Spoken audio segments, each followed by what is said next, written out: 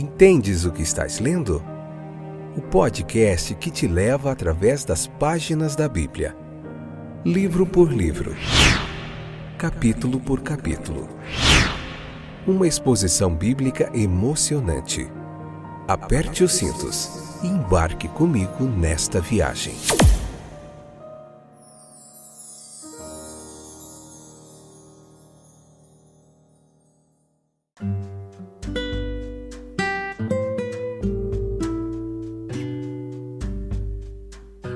Olá, meus queridos companheiros de viagem através das páginas da Bíblia. Eu sou o Fábio e esse é mais um episódio do podcast Entendes o que estás lendo? Hoje Mateus capítulo 27, parte 3, episódio de número 685, oitava temporada. Vamos falar hoje sobre a crucificação de Jesus. Estamos chegando ao finalzinho de mais um livro e tem sido uma jornada de muito aprendizado. A você que não ouviu os outros episódios, te convido a ouvir todos os capítulos aí disponíveis do livro de Mateus, do livro de Lucas, do livro de Marcos, do Evangelho, qual mais? Mateus, Marcos, Lucas, João, todos estão disponíveis aí para você. Do Antigo Testamento, porque nós costumamos fazer um livro do Novo e um do Antigo, um livro do Novo e do Antigo. Assim que encerrarmos o livro de Mateus, nosso desejo é voltar ao Antigo Testamento e prosseguir lá no livro de Deuteronômio, pois nós já fizemos Gênesis, Êxodo, Levíticos e Números. Então é isso. Muito bem-vindo, você que está chegando agora, você que sempre nos acompanha, que a bênção de Deus esteja sobre a sua vida, que essa palavra te edifique, te regenere, te transforme, te abençoe e modifique a sua vida, pois eu creio no poder da palavra de Deus para transformar corações e vidas.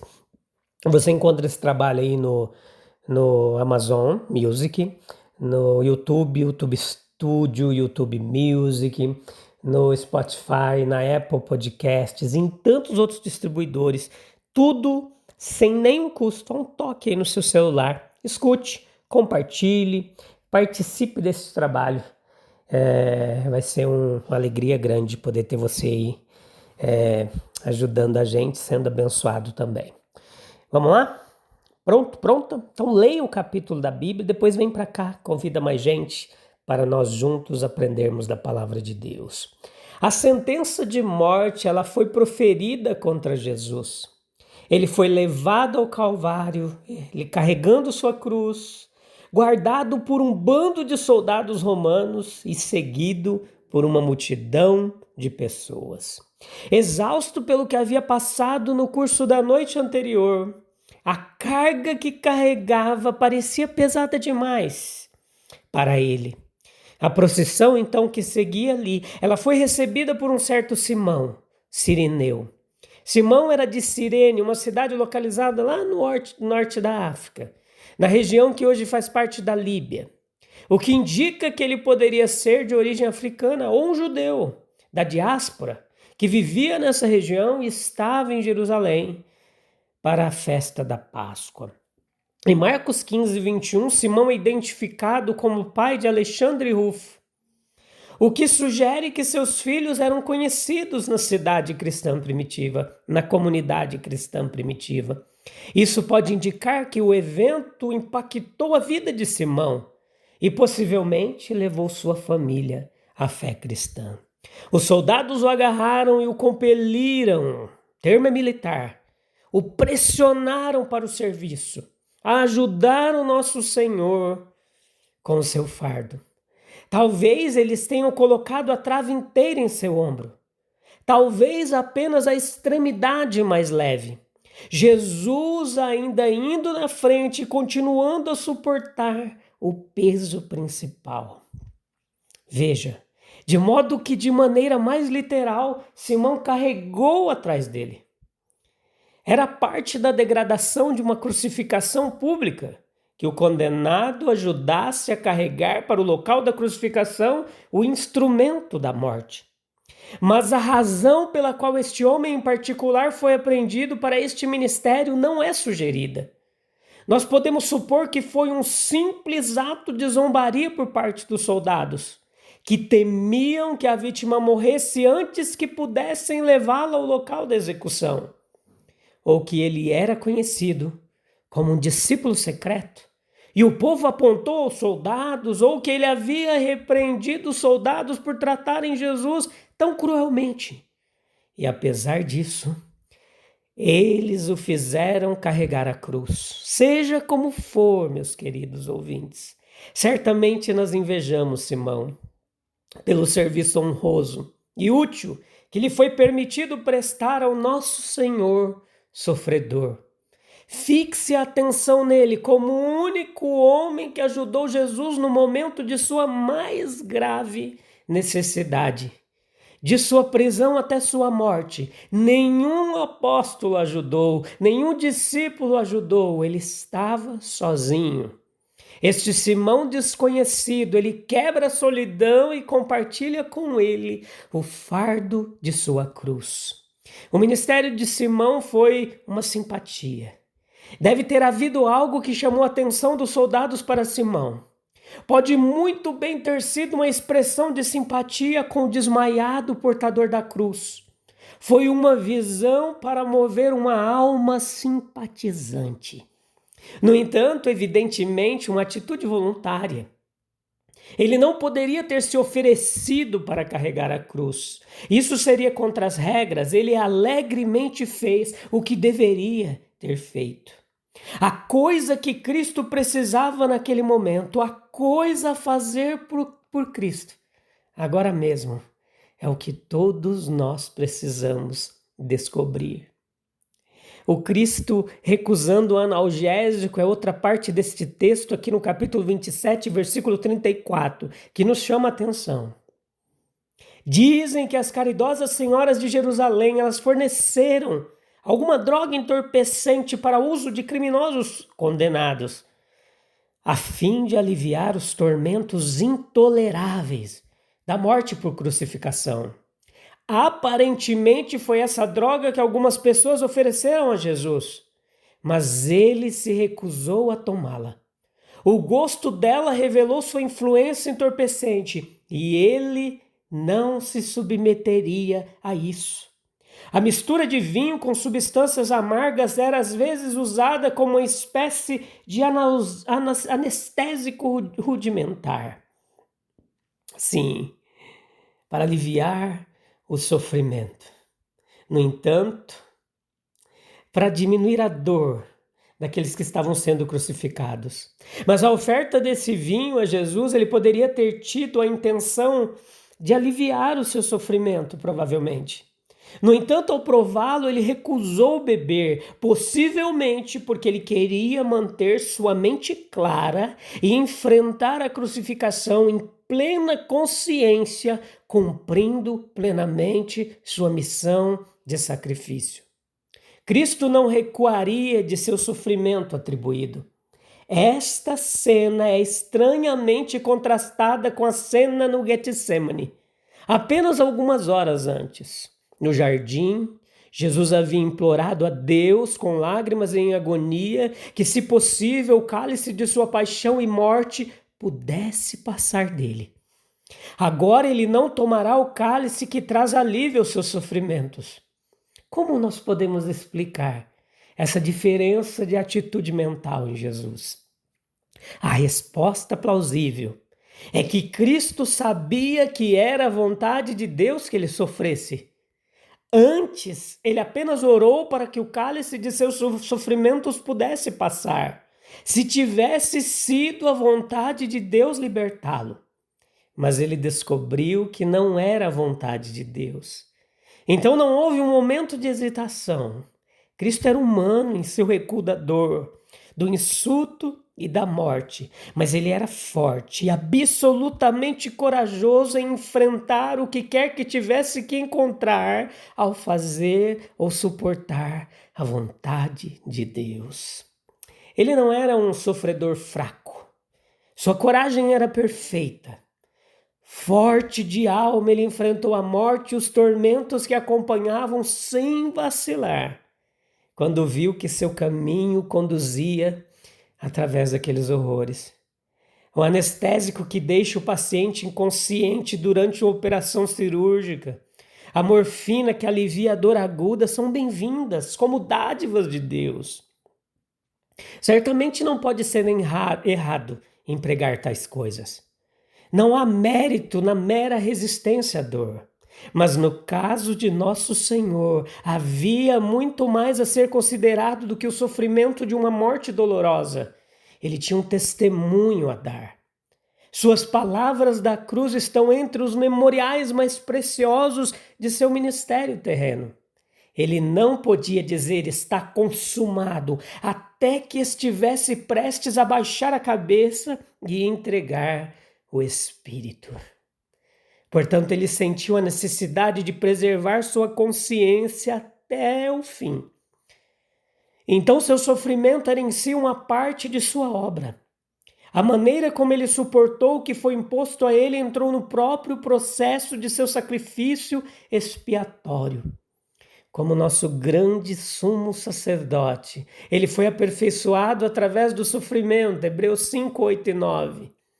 Ele continuaria a ser o Cristo perfeito que foi se tivesse tomado do cálice amargo. Nós podemos ver que sua grande e terrível obra só poderia ter sido realizada pela entrega voluntária e consciente de si mesmo. E essa entrega teria sido obscurecida à nossa vista se ele tivesse aceitado o alívio oferecido. Assim, meus queridos, nós vemos como até o fim ele não se importaria consigo mesmo, como ele se entregou completamente em sofrimento e morte pela redenção dos seus escolhidos. E eles o crucificaram. Há uma maneira de encarar a crucificação de nosso Senhor, que podemos ter certeza de que ele mesmo deve desaprovar. Isso é, pintá-la em todos os seus horrores de tormento físico, de modo a angustiar os sentimentos do espectador e excitar a mais profunda comiseração, dó, pena pelo sofredor. Jesus ordenou às mulheres de Jerusalém que não chorassem por ele, mas chorem por si mesmas e por seus filhos, Lucas 23, 28. Isso ele fez, quando em toda a sua fraqueza humana ele estava apenas indo para a morte. Muito mais ele diria agora, que ressuscitou dos mortos e ascendeu à direita de Deus. Ele não quer nossa piedade. Este seria um sentimento desperdiçado e equivocado. Como então, meus queridos, nós devemos hoje encarar a crucificação de nosso Senhor? Como a condenação do pecado, o pecado matou Cristo. A causa imediata foi a maldade dos judeus que não se submeteram ao seu reinado reformador e espiritual. A tradição de Judas, a ira de Caifás, o ciúme de Herodes, a fraqueza de Pilatos foram todas coisas perversas. A morte de Cristo foi um assassinato, um crime terrível. Por trás dessas causas particulares, o pecado do mundo levou à rejeição e crucificação de Cristo. Nosso pecado crucifica novamente. Assim, sua cruz dá testemunho da extrema maldade e dos terríveis resultados do pecado. Cristo mata o pecado. Ele condenou o pecado morrendo sob seu ataque. Ele suportou o peso esmagador do pecado do mundo em sua própria pessoa. Mas ao fazê-lo, ele enfrentou e conquistou o espírito do mal. Cristo na cruz faz nosso pecado parecer hediondo e odioso. Assim, ele o mata. É a revelação do amor. Nunca antes ou depois um amor tão grande foi testado tão severamente, ou revelado tão verdadeiramente em sua pureza absoluta ou em sua força invencível. Deus coroou o amor que é mostrado na criação, providência e sua obra espiritual misericordiosa em nossas consciências, pelo dom supremo de seu Filho. E assim Cristo, como a manifestação de alguém cujo nome é amor, torna o amor de Deus conhecido por nós. Ele faz isso ao longo de sua vida, pela graciosidade de seu ministério, aos doentes, aos sofredores, aos pecadores, por sua bondade para com as crianças pequenas, por sua misericórdia para com os penitentes que choram. Mas aqui na cruz está a coroa do amor. Ele ama suas ovelhas tanto que dará sua vida por elas. Seu amor é mais forte que a morte. Ele escolhe a morte em vez do sacrifício de seu amor. É a redenção do mundo. Há um grande propósito na morte de Cristo. Os homens perversos que a provocam têm seus objetivos baixos, egoístas. Mas por trás e acima deles está o grande plano de Deus, o glorioso objetivo de Cristo. Isso não é menos do que a salvação do mundo que o rejeitou. Nós podemos dizer que dos próprios homens que o pregaram na cruz, pois ele morreu por seus inimigos, bem como por seus amigos. Não devemos nos contentar em contemplar a cena trágica da crucificação por si só. Devemos olhar para o seu significado profundo. Aqui está o sacrifício pelo pecado, a cruz, o altar, Cristo, a vítima voluntária. Aqui então está a esperança e a promessa de nossa salvação. Os apóstolos raramente apontam para a cruz sem falar do exemplo de Cristo para nós seguirmos. Tende em vós o mesmo sentimento que houve também em Cristo Jesus, diz Paulo em Filipenses 2,5. Cristo sofreu por nós, deixando-nos um exemplo, e é o ensinamento de Pedro em 1 Pedro 2,21. Sua fidelidade, seu altruísmo, sua coragem, sua paciência, seu amor em dar-se pelos outros são os grandes modelos para os cristãos seguirem. Como nós podemos entender o sacrifício de Cristo na cruz, se não conseguirmos compreender o peso do sofrimento que ele suportou por nossos pecados? Será, meus queridos, que diante do sofrimento e da morte de Jesus, nós conseguimos perceber a profundidade do seu amor por nós, ao ponto de ele não recuar de nenhum de seus tormentos para nos salvar? Vamos orar? Busque um cantinho em silêncio aí, calmo e tranquilo, para a gente falar com Deus e encerrar mais um episódio. Ó Senhor amado, é diante de tua cruz que nos ajoelhamos em reverência, reconhecendo o tamanho do seu sacrifício por nós, que a compreensão do teu sofrimento e a grandiosidade do teu amor nos inspirem a viver com mais fidelidade, coragem e altruísmo, buscando seguir o exemplo de Cristo em todas as áreas de nossas vidas. Que assim como Ele, possamos enfrentar as adversidades com fé, perseverança e amor. Em nome de Jesus. Amém, amém e amém. A gente volta em breve, no próximo episódio, para continuar meditando na palavra de Deus, tá bom? Te encontro lá, sem falta. Um abraço, Deus abençoe. Tchau, tchau.